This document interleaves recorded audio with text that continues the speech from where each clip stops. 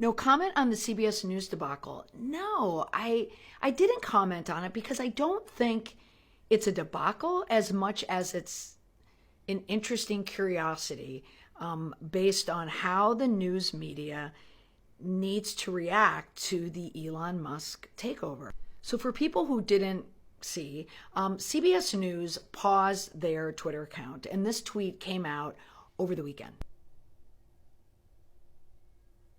When I first saw that tweet, I misunderstood it. I thought there was some type of security threat against them via DMs or something, but now understand what it meant was they were pausing the account due to the uncertainty around Twitter nowadays.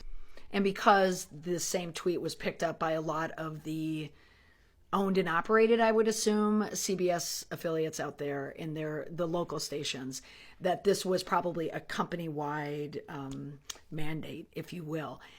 But it does raise a very interesting question. You know, how does the press manage Twitter moving forward? Because I know in my work as someone who writes crisis plans and helps clients with their crisis response, Twitter is a huge part of the response. I mean, it's a primary news aggregate site for journalists and public affairs officers, PIOs. I mean, everything's happening on Twitter, specifically if there is a significant incident.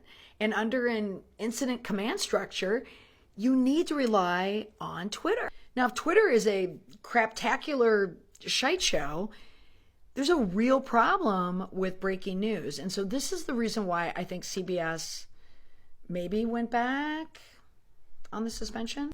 Now, this would be the reason why I would remain on Twitter if I was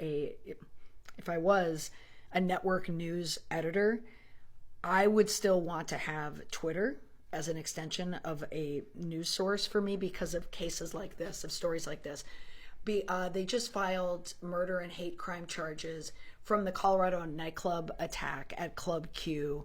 The hate crime against LGBTQ in that community, particularly because it is known for a conservative community that's known to be that's known for its anti-gay activism. You'd want to have that connection to the public. You would want to have this information out there to your viewers and people who follow you. It's for stories like this. So if I were in the newsroom, I would think this maybe had something to do with it. I don't know, but I know if I was a news editor.